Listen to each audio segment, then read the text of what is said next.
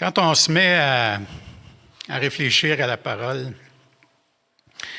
c'est tellement vaste, c'est tellement large comme sujet, que le premier travail, c'est comme, OK, comment je vais faire pour, tu sais, comme pas restreindre, mais y mettre comme un cadre, là, tu sais.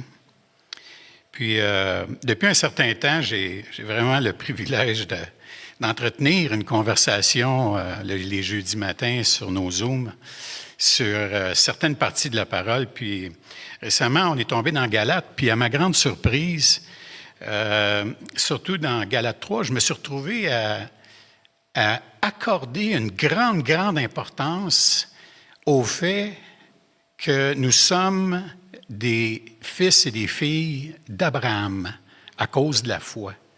Et puis tout d'un coup, ça m'a amené à réfléchir à l'importance de l'histoire de la parole.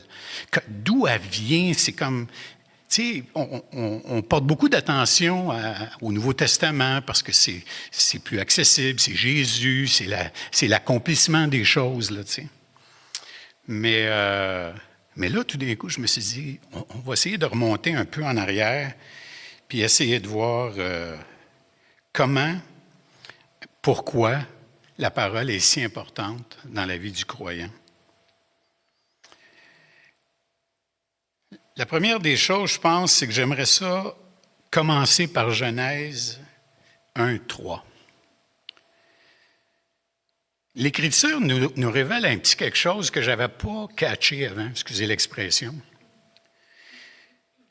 L'auteur de la Genèse commence le récit de la création en disant « Dieu dit que la lumière soit, et la lumière fut. » Maintenant, ça, là, cette phrase-là, elle nous laisse avec une question qui est quand même importante. Premièrement, à qui il parle? Deuxièmement, Dieu parle. Et il parle avec une parole avant même que l'homme soit créé. Donc, je t'ai comme pris avec cette idée-là que la parole existait dans l'éternité. Je ne l'avais jamais vue, celle-là.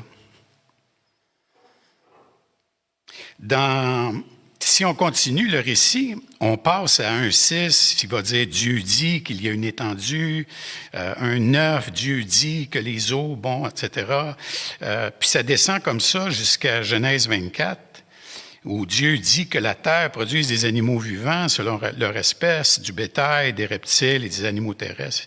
Et cela fut ainsi. Maintenant, dans Genèse 1:26, le Dieu dit est différent. Il nous ouvre une fenêtre sur à qui il parle. Faisons l'homme à notre image, selon notre ressemblance, et qu'il domine sur les poissons de la mer, sur les oiseaux du ciel. Ce dernier Dieu dit s'adresse à la Trinité qui est autour de lui. Faisons l'homme à notre image. C'est pluriel. Il y a un auditoire. Fait que donc, ça veut dire que la parole, c'est ancien, c'est lointain. C'est quelque chose qui nous a été accordé quand Dieu a dit « Faisons l'homme à notre image ». Et donc, il était normal que l'homme se retrouve avec la parole. Dans Hébreux 11:3, ça dit, c'est par la foi que nous reconnaissons que le monde a été formé par la parole de Dieu, en sorte que ce qu'on voit n'a pas été fait de choses visibles. Donc, un univers, un monde entier a été créé par la parole de Dieu. Et puis, l'autre point qui m'est venu à l'esprit, c'est cette idée que c'est pas juste la parole elle-même, mais c'est celui qui l'a dit. C'est lui qui lui donne tout le pouvoir. C'est lui qui lui donne toute la capacité. C'est lui qui lui donne tout son aspect de création. Donc, c'est d'où origine la parole qui est important. Si on va dans Jean 1.1, il nous donne un autre éclairage là-dessus, et puis là, je vais recouper sur des choses que Réal a enseignées, mais dans Jean 1.1, on dit « Au commencement était la parole, et la parole était avec Dieu, et la parole était Dieu. Elle était au commencement avec Dieu, toutes choses ont été faites par elle, et rien de ce qui a été fait n'a été fait sans elle. » Cette parole-là, qui est l'expression de la volonté de Dieu, c'est Jésus-Christ. C'est Jésus-Christ qui parle. Fait que donc, tranquillement, pas vite, quand on remonte loin comme ça, puis qu'on regarde le Nouveau Testament, puis qu'on fait les recoupements, on se rend compte que la parole, elle a une structure, la parole est établie, la parole a un pouvoir. Fait que donc, en ce qui nous concerne, on la regarde vraiment comme en fait, on l'écoute d'une oreille qui est vraiment, vraiment attentive. Puis, ce qui est encore le plus impressionnant, si on reste un peu avec le récit de la création, c'est de se rendre compte que ça n'a pas pris de temps pour qu'elle soit méprisée. Ça n'a pas été long. Et encore là, ça, c'est une autre affaire que j'ai découvert qui m'a surpris un peu, mais en fait, pas surpris, mais c'est parce que je me rends compte que comment Satan s'y prend pour amener la désobéissance et le péché. Dans Genèse 3.1, ça dit « Le serpent était le plus rusé de tous les animaux des champs que l'Éternel avait fait. Il dit à la femme, « Dieu a-t-il réellement dit? » Y a-tu vraiment dit ça? Alors le serpent dit à la femme, encore des paroles qui s'échangent. C'est juste des paroles. Il n'y a pas d'autre chose. C'est juste des paroles. Mais là, ce qu'il fait, c'est qu'il va usurper la volonté de Dieu. C'est impressionnant, ça. Dieu sait. Satan dit à Ève que Dieu sait. Fait que donc, il est en train de dire qu'il est capable de savoir, lui, qu'est-ce que Dieu sait. C'est intéressant, ça. Que le jour où vous en mangerez, vos yeux s'ouvriront et vous serez comme des dieux, connaissant le bien et le mal. C'est intéressant parce que Satan s'attaque toujours à la parole. Il s'attaque toujours à celui d'où origine la parole. Et il réinterprète même les paroles exactes. C'est-à-dire que Satan est capable de prendre littéralement les paroles de Dieu et les détourner pour en faire d'autres choses. C'est impressionnant. Tout un adversaire. Mais, par contre, encore là, la parole nous indique que Dieu avait un plan. Puis dans Genèse 3.15, il dit à Satan, « Je mettrai inimitié entre toi et la femme, entre ta postérité et sa postérité. Celle-ci t'écrasera la tête et tu lui blesseras le talon. » Quand on lit la parole, c'est bon des fois juste de s'imaginer le contexte des premiers croyants, de ceux qui suivaient Moïse, parce que c'est Moïse qui a écrit les 5 premiers livres. Fait que si on se met dans ce contexte-là, là, puis mettons que Moïse est en train de lire ces choses-là, il est en train de parler de ces choses-là.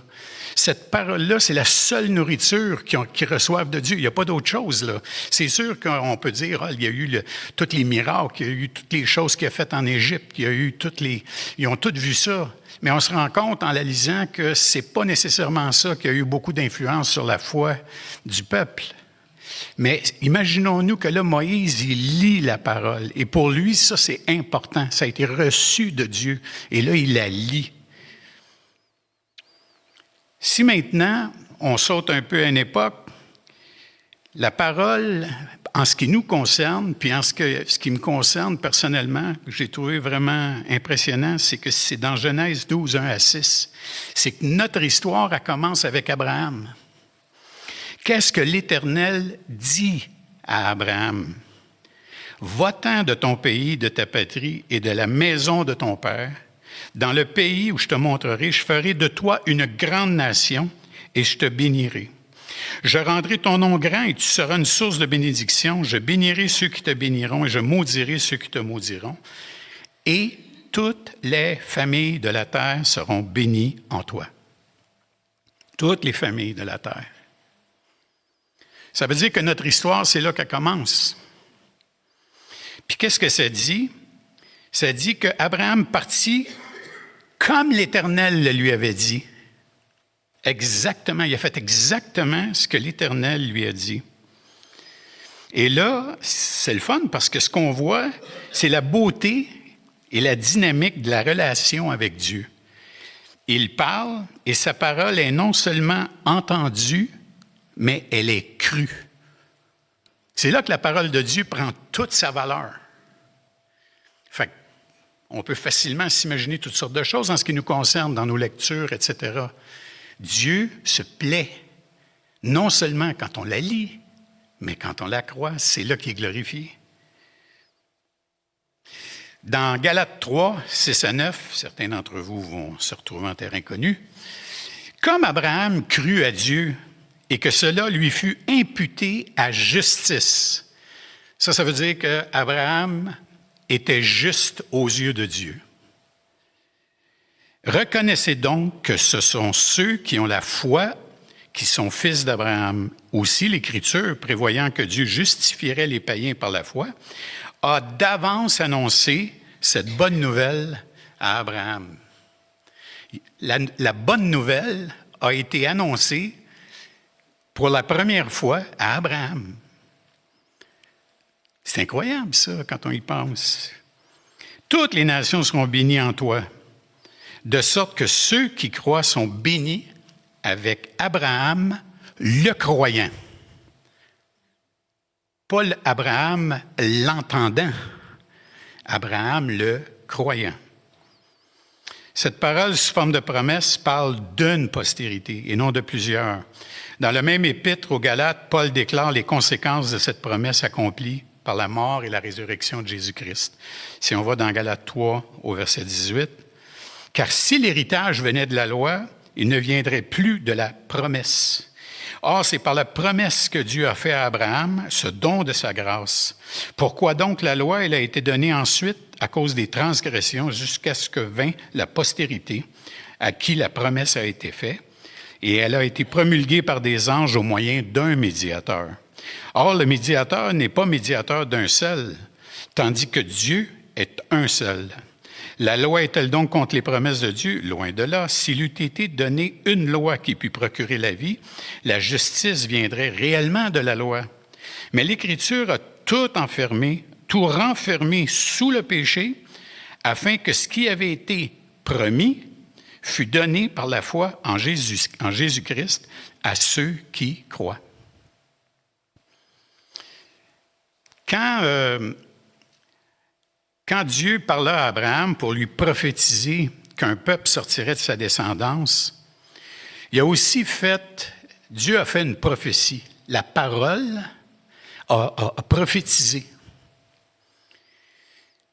Et là, ça te met dans le contexte de dire, OK, quand Dieu prophétise quelque chose, ça arrive-tu, ça se passe-tu? Parce que dans le fond, on cherche toujours, puis ceux qui doutent, des fois, vont dire, ouais, mais comment je fais pour avoir confiance? Dans Genèse 15-13, l'Éternel dit à Abraham, « Sache que tes descendants seront étrangers dans un pays qui ne sera point à eux, ils seront asservis et on les opprimera pendant 400 ans. Mais je jugerai la nation à laquelle ils seront asservis et ils sortiront ensuite avec de grandes richesses. » Cette phase de l'histoire rédemptive, elle a été accomplie parfaitement.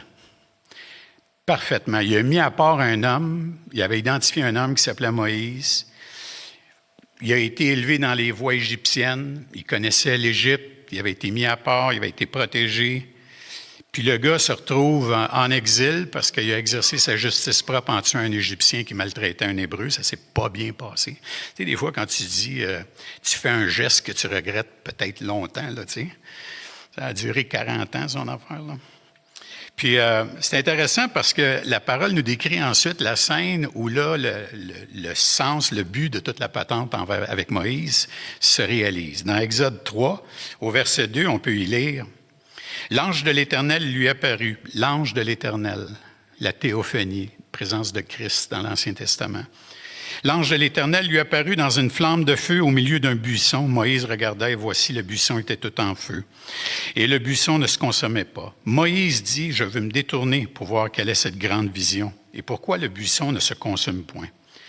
L'Éternel vit qu'il se détournait pour voir et Dieu l'appela du milieu du buisson. Et il dit, Moïse, Moïse, il dit, me voici. Dieu dit, approche pas d'ici, ôte tes souliers de tes pieds, car le lieu sur lequel tu te tiens est une terre sainte. Et il ajouta, je suis le seul Dieu, le Dieu de ton père, le Dieu d'Abraham, le Dieu d'Isaac et le Dieu de Jacob. Moïse se cacha le visage, car il craignait de regarder Dieu.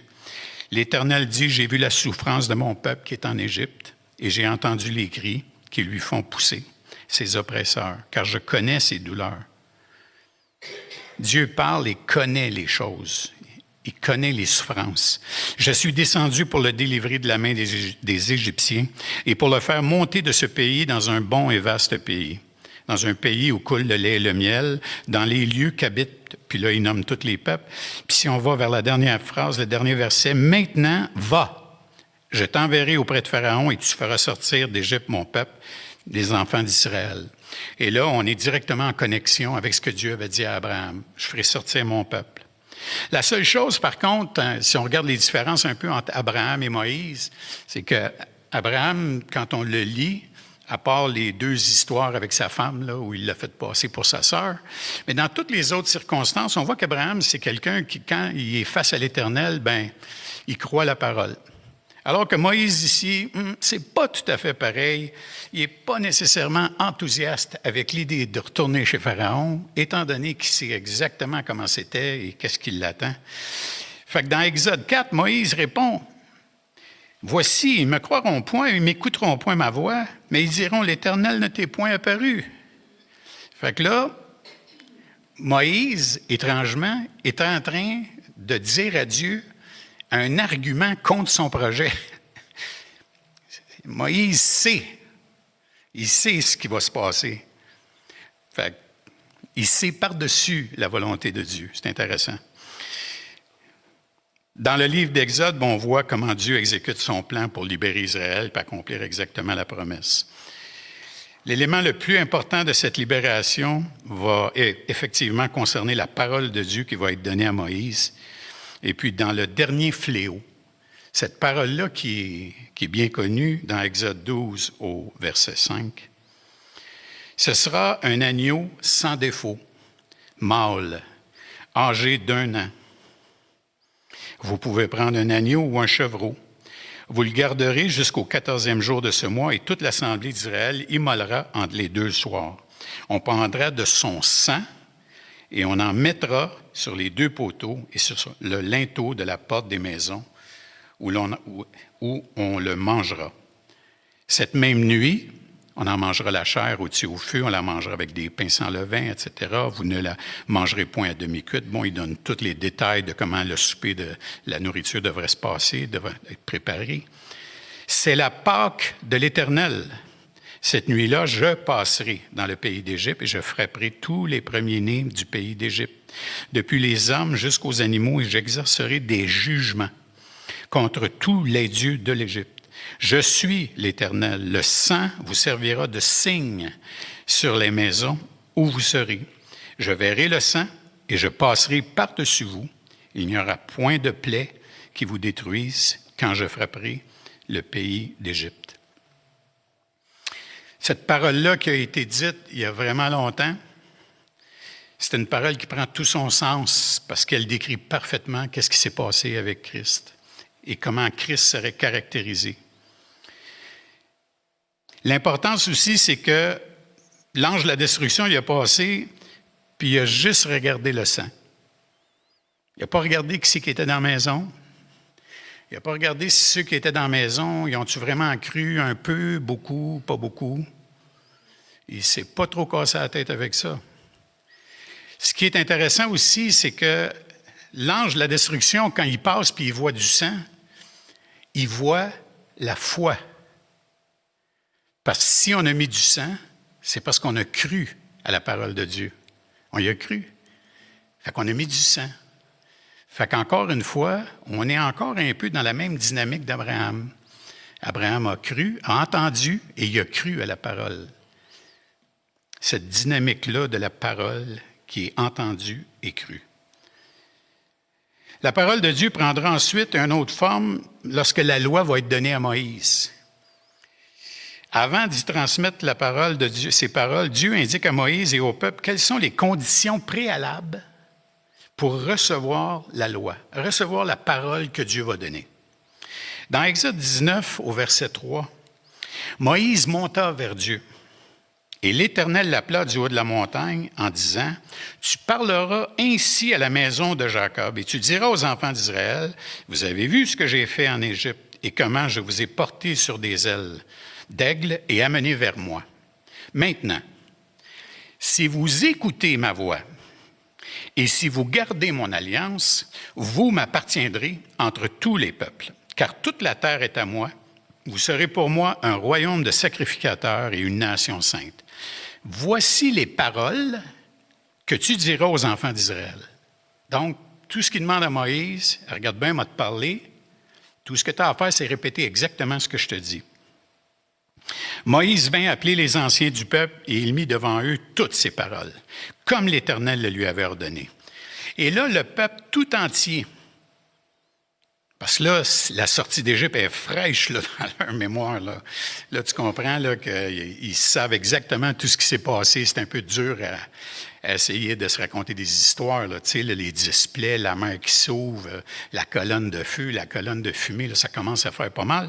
Fait que donc, bien naturellement, le peuple entier répondit, « Nous ferons tout ce que l'Éternel a dit. » Moïse est allé revoir l'Éternel et il a rapporté les paroles à l'Éternel. C'est intéressant, ça.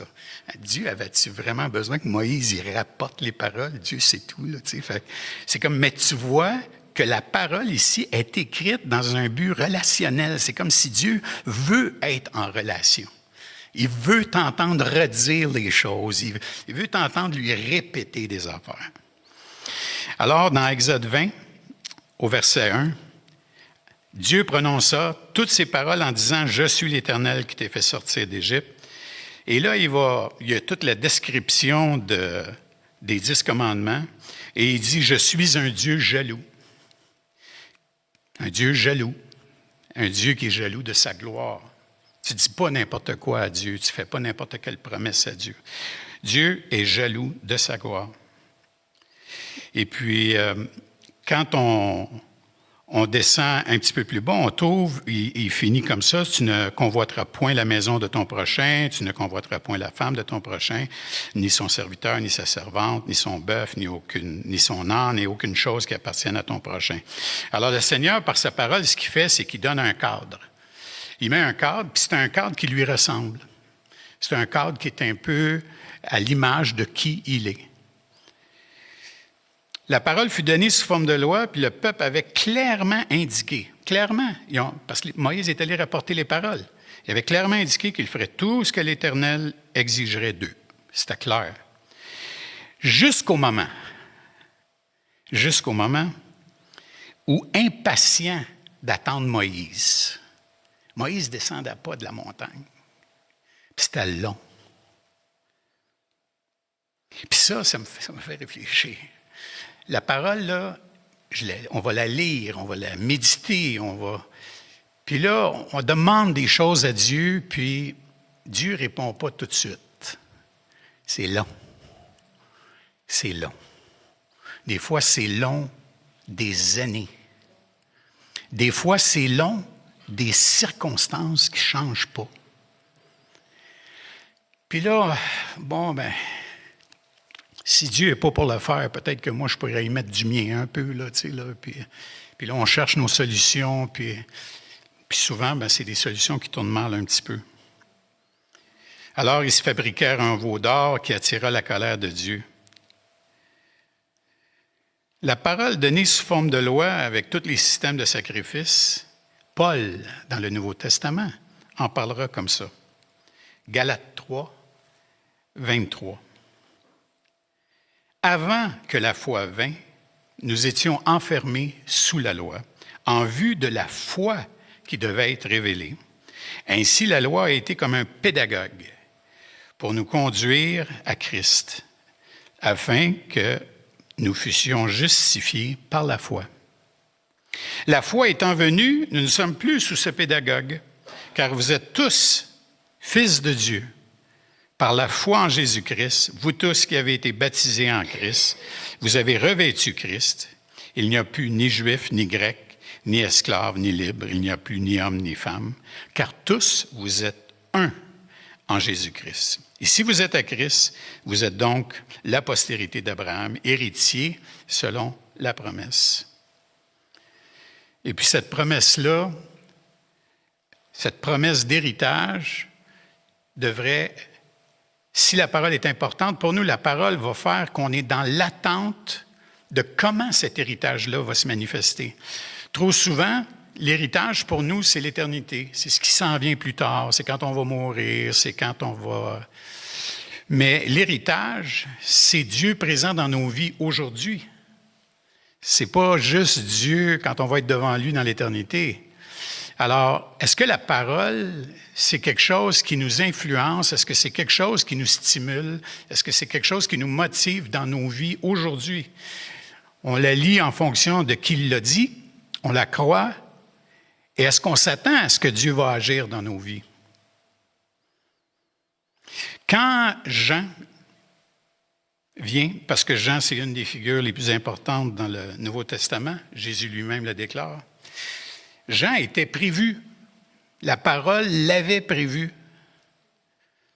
À travers Ésaïe, au chapitre 40, au verset 3, une voix crie, préparez au désert le chemin de l'Éternel, aplanissez dans les lieux arides une route pour notre Dieu. Dans Malachie, au chapitre 3, voici, j'enverrai mon messager, il préparera le chemin devant moi. Avez-vous remarqué qu'il dit, il préparera le chemin devant moi? L'Éternel parle. Et soudain entrera dans son temple le Seigneur que vous cherchez, et le messager de l'alliance que vous désirez. Voici, il vient, dit l'Éternel des armées. Juste un petit peu plus loin, dans Malachie 4, au verset 5, voici, je vous enverrai Élie, le prophète. Avant que le jour de l'Éternel arrive, ce jour grand et redoutable, il ramènera les cœurs des pères à leurs enfants et le cœur des enfants à leurs pères, de peur que je ne vienne frapper le pays d'interdit. Et Jean a fait exactement ce que la parole a dit qu'il devait faire. Dans Jean 1, puis on l'a entendu il y a quelques semaines, Jean lui a rendu témoignage et s'est écrié, c'est celui dont j'ai dit, celui qui vient après moi m'a précédé, car il était avant moi. Et nous avons tous reçu de sa plénitude et grâce pour grâce, car la loi a été donnée par Moïse, la grâce et la vérité sont venues par Jésus-Christ. Personne n'a jamais vu le Dieu unique. Personne n'a jamais vu Dieu. Le Fils unique qui est dans le sein du Père est celui qui l'a fait connaître. Voici le témoignage de Jean lorsque les Juifs envoyèrent de Jérusalem des sacrificateurs et des Lévites pour lui demander « Toi, qui es-tu? » C'est drôle. Il lui demande qui il est. Les Juifs savaient exactement c'était quoi Malachie, ils savaient exactement c'était quoi Ésaïe, ils connaissaient tout ça par cœur. Mais il demande à Jean qui il est. Il le déclarait, le nia point, et il déclara qu'il n'était pas le Christ. Ils lui demandèrent quoi? Quoi donc? Es-tu Élie? Et il dit, je ne suis point. Es-tu le prophète? Il répondit non. Il dit, qui es-tu? Afin que nous donnions une réponse à ceux qui nous ont envoyés. Moi, dit-il, je suis la voix de celui qui crie dans le désert. Aplanissez le chemin du Seigneur, comme a dit Ésaïe, le prophète. Ceux qui avaient été annoncés étaient des pharisiens. Ceux qui avaient été envoyés étaient des pharisiens. Ils lui firent encore cette question. Pourquoi donc baptises-tu? Si tu n'es pas le Christ, ni Élie, ni le prophète. Jean leur répondit, moi je baptise d'eau, mais au milieu de vous, il y a quelqu'un que vous ne connaissez pas, qui vient après moi. Je ne suis pas digne de délier la courroie de ses souliers. Et quand il a vu Jésus arriver, qu'est-ce qui s'est exclamé? Voici l'agneau de Dieu qui ôte le péché du monde. Et là, les Juifs qui ont entendu ça, sûrement qui ont fait la connexion avec ce qui s'est passé quand les Juifs sont sortis d'Égypte, quand les Hébreux sont sortis d'Égypte. Sûrement qu'ils ont fait la connexion. Fait que tout ça, là, c'est comme la parole, là, c'est comme elle fit ensemble, là, tu sais, parfaitement. Ce que l'Écriture a fait par le Saint-Esprit, c'est de démontrer que l'histoire du salut, qui s'étire sur une période approximativement de 6000 ans, le calendrier hébreu est rendu à 5700 en quelques années, s'aligne au fil des auteurs, des histoires, des circonstances, des prophéties, à travers des hommes, des femmes, des riches, des moins riches. Il y a toutes sortes de mondes. Et tout ce monde-là parle exactement de la même chose. Ils pointent tous vers la même personne, Jésus-Christ, avec cohérence puis avec précision. Fait que cette parole-là mérite toute notre confiance. Dans un commentaire qu'il faisait, Alistair Begg, qui est docteur en théologie puis pasteur d'une église, il a décrit l'histoire de la foi selon cette direction. Dans l'Ancien Testament, le Sauveur est anticipé. Dans les Évangiles, il est révélé. Dans les Actes des Apôtres, il est prêché. Dans les Épîtres, il est expliqué. Et dans l'Apocalypse, on le voit revenir dans sa gloire. Et tout ça navigue sur un fil d'histoire qui dure depuis 6000 ans. La même parole, le même originateur de cette parole-là. Je pense que dans la façon de vraiment de le concrétiser, toute cette idée de la parole qui a navigué l'histoire, qui a passé à travers des guerres, pensez-y 2 secondes, là, il a fallu que cette histoire-là se passe à travers toutes sortes de choses qui se passent dans le monde, des guerres, des malheurs, des catastrophes, tout ça. Puis la parole, elle, est comme stable. La parole navigue indépendamment de toutes ces circonstances humaines-là qui se sont passées sur la terre. Indépendamment. Le but de Dieu n'a jamais été affecté par toutes ces circonstances-là qui se sont passées. Et peut-être la place dans le Nouveau Testament qui le résume le mieux, c'est dans la prière que Jésus fait dans Jean 17. Et puis, ça vaut la peine que je le lise dans son intégralité parce que ça le dit parfaitement. Jean 1 à 17. Jésus fait cette prière. Après avoir ainsi parlé, Jésus leva les yeux au ciel et dit, « Père, l'heure est venue.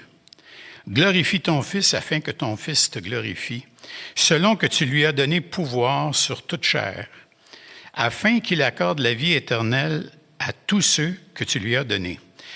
Or, la vie éternelle, c'est qu'ils te connaissent, toi, le seul vrai Dieu, et celui que tu as envoyé, Jésus-Christ. Je t'ai glorifié sur la terre, j'ai achevé l'œuvre que tu m'as donné de faire. Et maintenant, toi, Père, glorifie-moi auprès de toi de la gloire que j'avais auprès de toi avant que le monde fût. J'ai fait connaître, puis chaque fois qu'on va entendre le mot connaître, c'est la parole, Dieu a parlé.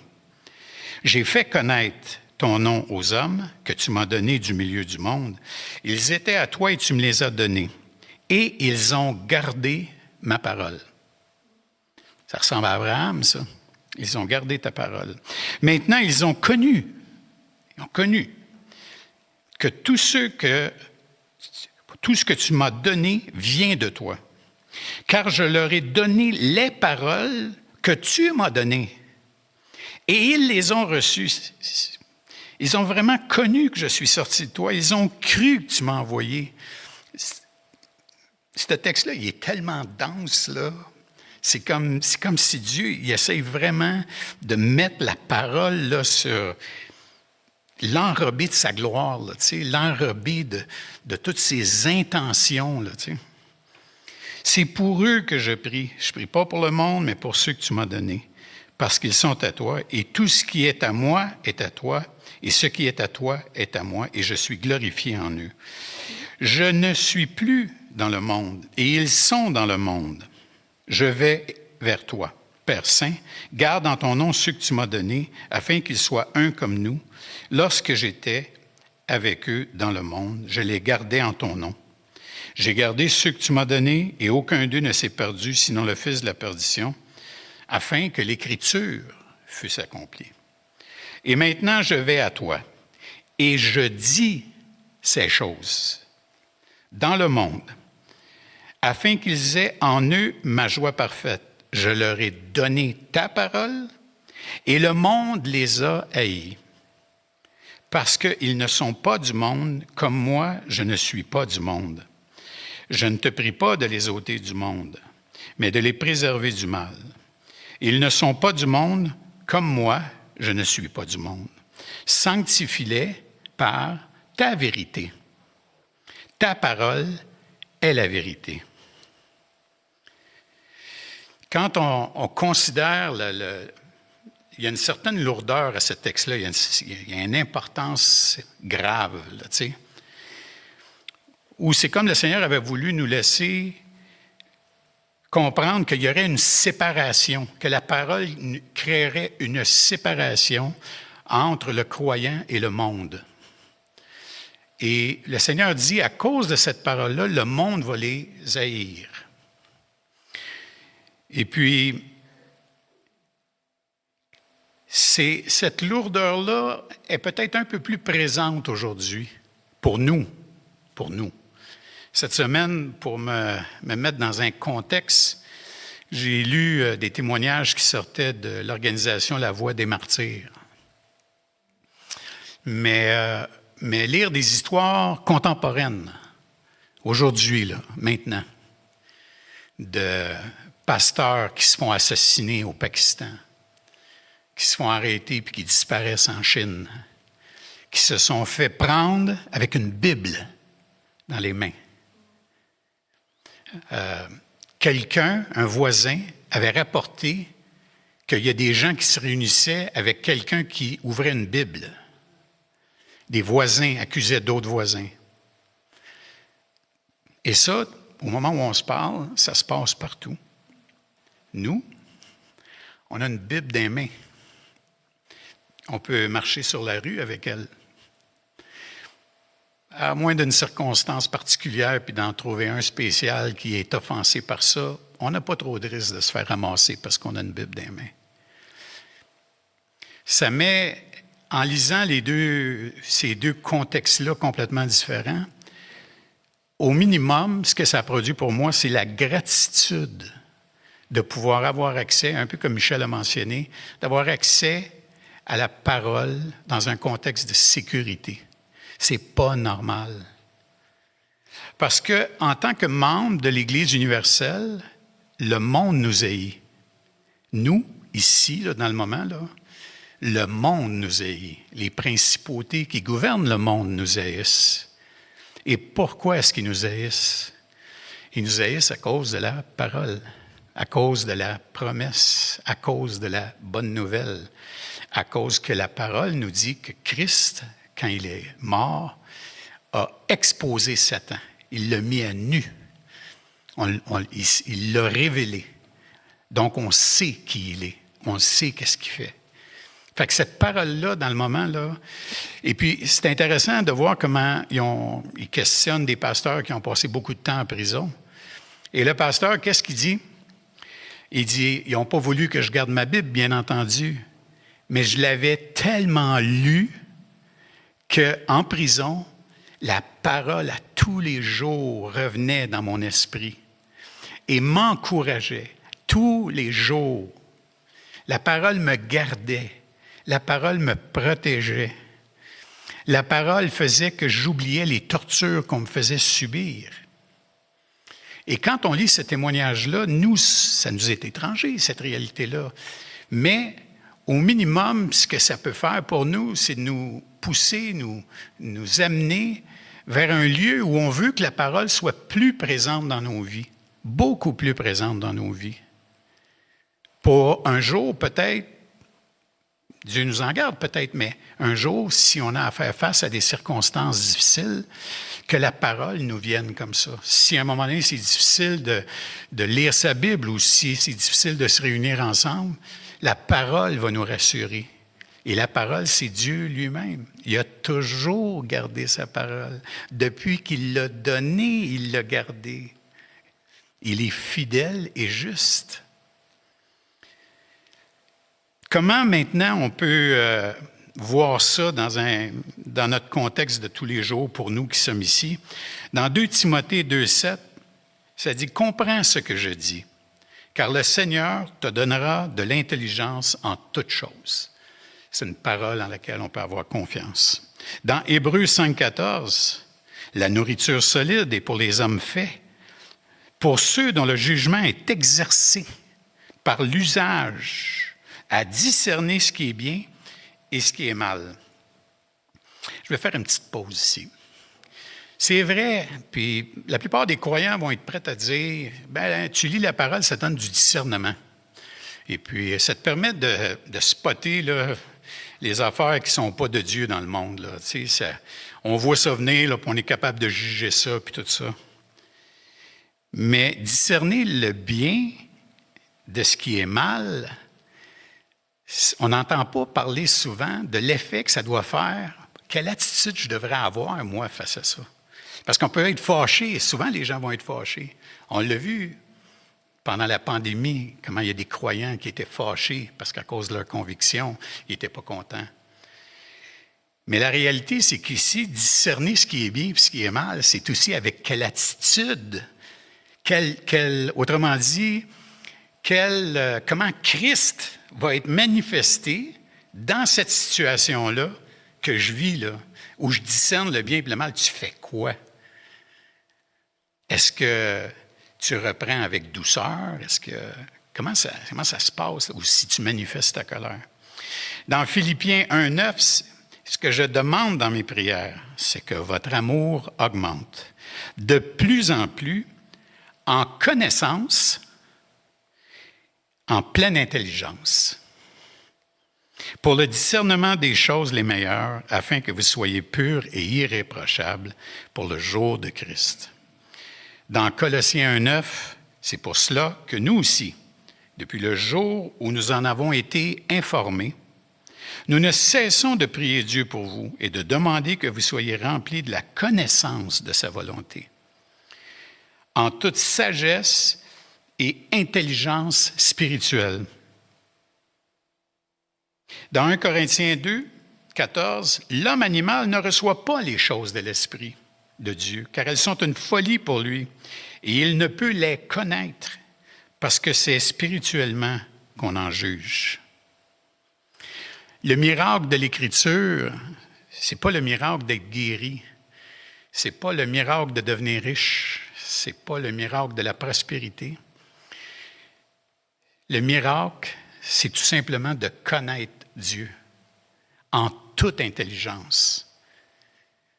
Quand à un moment donné, vous êtes seul, puis vous réfléchissez à des choses, et à un moment donné, la parole passe dans votre esprit.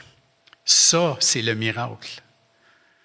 Ça, c'est l'esprit qui alimente ce que vous avez reçu, qui vient directement de Dieu. Concernant le discernement, 2 Jean 1, et l'amour consiste à marcher selon ses commandements. C'est là le commandement dans lequel vous devez marcher, comme vous l'avez appris dès le commencement. Galates 6 va dire au verset 1, « Frères, si un homme vient être surpris en quelque faute, vous qui êtes spirituels, redressez-le avec un esprit de douceur. Prends garde à toi-même, de peur que tu ne sois aussi tenté. » Maintenant, dans 2 Timothée, et j'en reviens à la partie qu'on avait publiée, on parlait de ça tantôt, Michel. Dans 2 Timothée 2, verset 21, « Si donc quelqu'un se conserve pur en s'abstenant de ces choses, il sera un vase d'honneur, sanctifié, utile à son maître, propre à toutes bonnes œuvres. Fuis les passions de ta jeunesse et recherche la justice, la foi, la charité, la paix avec ceux qui invoquent le Seigneur d'un cœur pur. Le discernement, là, quand on parlait de ça tantôt, là, repousse les discussions folles et inutiles, sachant qu'elles font naître des querelles. Or, il ne faut pas qu'un serviteur du Seigneur ait des querelles. Au contraire, il doit au contraire avoir de la condescendance pour tous, être propre à enseigner, doué de patience. Il doit redresser avec douceur les adversaires dans l'espérance que Dieu leur donnera la repentance pour arriver à la connaissance de la vérité. Connaissance de la vérité, et que, revenus à leur bon sens, ils se dégageront des pièges du diable qui s'est emparé d'eux pour les soumettre à sa volonté. Jude 1, verset 20, « Pour vous, bien-aimés, vous édifiant vous-même sur votre très sainte foi et priant par le Saint-Esprit, maintenez-vous dans l'amour de Dieu en attendant la miséricorde de notre Seigneur Jésus-Christ pour la vie éternelle. » Reprenez les uns, ceux qui contestent, et là, il va donner des instructions sur si jamais à un moment donné quelqu'un te résiste trop, bien là, tu le rejettes complètement. Là, tu sais. En s'en allant vers la conclusion, je ne peux pas m'empêcher de lire Éphésiens 6, une partie d'Éphésiens 6, où là, la parole nous instruit sur presque une stratégie claire. Tu sais, des fois, il y a des gens qui cherchent des stratégies en 5 étapes. Mais ça, c'est la stratégie qui vient directement du Saint-Esprit. Au verset 11, ça va dire « Revêtez-vous de toutes les armes de Dieu ». Donc, si on pense qu'on est capable de mener ça à bout de bras, ça va être dur. Ça va être très difficile. Ici, il nous dit, « Revêtez-vous de toutes les armes de Dieu, afin de pouvoir tenir ferme contre les ruses du diable. Car nous n'avons pas à lutter contre la chair et le sang, mais contre les dominations, contre les autorités, contre les princes de ce monde des ténèbres, contre les esprits méchants dans les lieux célestes. » Juste attirer l'attention sur le fait qu'ici, il y a 4 groupes d'organisations démoniaques qui sont mentionnés. C'est pas... Encore là, la parole, elle est utile pour nous instruire sur comment les choses sont faites profondément, les structures. Et c'est important, c'est pas n'importe qui, n'importe quoi. La parole, par exemple, dans l'histoire de Daniel, comment l'archange Michel lui dit « Mais j'ai combattu contre le prince de Perse, qui bloquait ta prière. » Intéressant, le démon bloque la prière de Daniel. Comment ça fonctionne dans les lieux célestes, j'en ai aucune idée. Mais c'est une réalité quand même. C'est pour ça que la parole est importante dans ces sens-là, pour nous révéler ces choses-là. C'est pourquoi prenez toutes les armes de Dieu afin de pouvoir résister dans le mauvais jour, et le mauvais jour va venir en passant, et tenir ferme pour avoir tout surmonté. Tenez donc ferme, ayez à vos reins, puis ça voici comment vous devez faire, ayez à vos reins la vérité pour ceinture. La première des choses qu'il mentionne, c'est la vérité pour ceinture. Revêtez la cuirasse de la justice. Mettez pour chaussure à vos pieds le zèle. Donc, vérité, justice, zèle, que donne l'Évangile de paix. Prenez par-dessus tout cela le bouclier de la foi, avec lequel vous pouvez éteindre tous les traits enflammés du malin. Prenez aussi le casque du salut. Et tout ce que je viens de mentionner, là, c'est des armes défensives. Mais là, on arrive à l'arme offensive. L'esprit et l'épée de l'esprit, qui est la parole de Dieu. Faites-en en tout temps, par l'esprit, toutes sortes de prières et de supplications. Veillez à cela avec une entière persévérance et priez pour tous les saints. L'épée de l'esprit, la parole de vérité, ça nous met comme dans un état où le croyant attaque. Le croyant ne fait pas juste se défendre, il attaque. La vérité, quand elle est offensée, de la proclamer clairement, puis de dire non, c'est pas ça. On est appelé à ça. Et puis, c'est un réflexe qui se développe avec le temps. C'est pas quelque chose qui me vient naturellement. Il y a des fois, j'entends des patentes, puis je me dis, Tu sais, dans ce temps-là, on dit le discernement, c'est autant de savoir quoi dire que de savoir quoi pas dire. Puis dans ce temps-là, je me justifie avec ça. Là, tu sais, c'est pas nécessairement une bonne chose. Mais il y a des fois où on entend des choses qui sont complètement invraisemblables, puis parfois on les entend de gens qui se disent croyants. Ça, c'est difficile ça, d'entendre ça. Là. Fait qu'en quelque part, je pense qu'une des premières places où on peut utiliser cette épée-là, c'est dans des contextes comme ça, dans des milieux comme ça, où la parole est comme un petit peu tordue, où la parole est changée, est transformée. Et là, on peut intervenir. Je résume comme ceci. Il y a, parce que quand je donnais des conférences anciennement dans une autre vie, il fallait toujours que j'aie des points, les 6 points, tout ça. Alors, la parole est importante pour 6 choses. Premièrement, pour la révélation divine. On croit fondamentalement que toute écriture est inspirée de Dieu et utile à l'enseignement. Absolument. Et si c'est le cas, il faut tout y porter attention. Elle nous guide dans la marche avec Dieu, dans toute notre marche avec Dieu. Pas juste quand on va à l'église, pas juste quand on est avec les frères et sœurs, puis qu'on s'aime tous, puis que ça va bien ensemble, mais pour la marche continuelle avec Dieu. C'est le fondement de notre foi.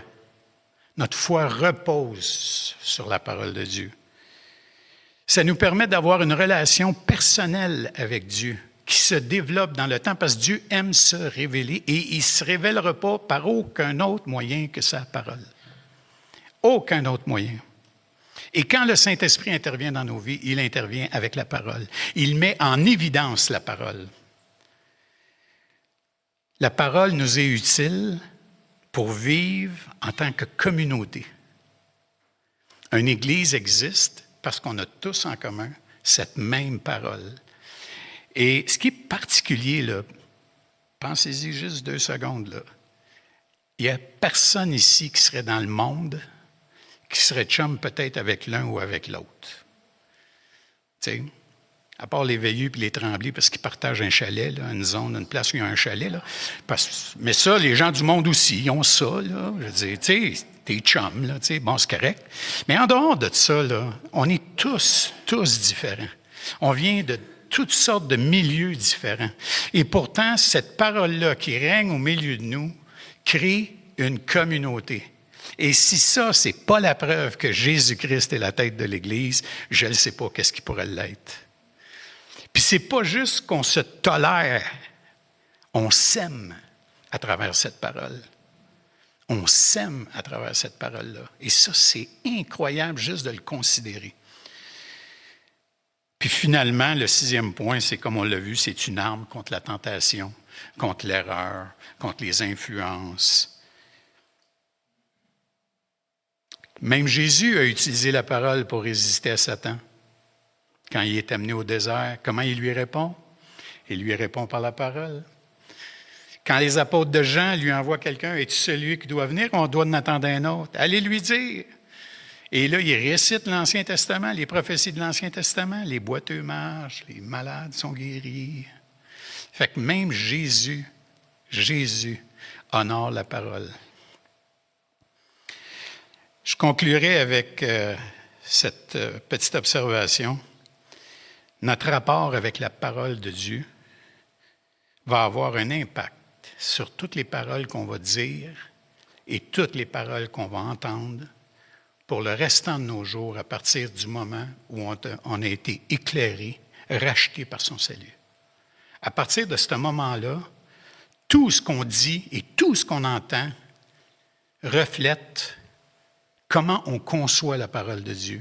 Et si la parole de Dieu est prééminente, c'est-à-dire avant toutes les autres priorités, si c'est elle qui est notre poursuite, personne n'a une connaissance parfaite des Écritures. Mais si c'est notre poursuite, si c'est le désir de notre cœur de la connaître de plus en plus, qu'on veut que Dieu se révèle de plus en plus par la parole. Parce que pourquoi connaître la parole? C'est pour le connaître lui, c'est ça la vie éternelle. Fait que si c'est ça notre désir, nos paroles dites et les paroles qu'on va accepter d'entendre vont être complètement transformées. Et c'est là qu'on va voir que La parole demande que Dieu soit glorifié, et puis on va le faire malgré nous. C'est la présence de l'Esprit en nous qui va glorifier Dieu. Et c'est là que Dieu va être content. Sa parole va avoir été entendue et elle aura été crue. Père éternel, merci pour ce temps qu'on a passé à parler de ta parole. C'est vrai que c'est un sujet qui est tellement vaste. Mais une chose est certaine, c'est que depuis que tu as créé la terre, depuis la création, depuis la création de l'homme, la chute, Seigneur, tout ce qu'on voit, là, c'est une série de paroles qui sont dites, qui nous parlent de toi, Seigneur. Il y a des paroles qui décrivent des choses, il y a des paroles qui annoncent des choses. Ta parole orchestre l'histoire. Seigneur, il y a des royaumes qui sont décrits dans l'Écriture. On n'est même pas capable de trouver des restants de ces grandes peuplades-là, de ces grands royaumes-là. Pourtant, c'était des royaumes gigantesques. Mais Seigneur, tu les avais voués à l'interdit et ils ont disparu. Force-nous de constater que quand tu déclares des choses, Seigneur, elles se produisent. Comment on fait, Seigneur? On a tellement besoin de l'Esprit pour que ça devienne une réalité dans nos vies, dans nos rapports avec des gens proches, avec des amis, avec des gens au travail, dans l'Église. Seigneur, que nos désirs, ce soit vraiment de connaître la parole pour qu'elle devienne tellement active et présente au milieu de nous que tout ce qui ressort, c'est Jésus-Christ. Un commentateur disait, si tu avais coupé le bras de Paul, c'est du Jésus qui aurait coulé. Pas du sang, c'est Jésus. Il était tellement imprégné de la présence de Christ. C'est notre désir, Seigneur, que Christ soit manifeste à travers nous. Merci, Père, pour ce temps qu'on a eu ensemble. Dans le nom de Jésus. Amen.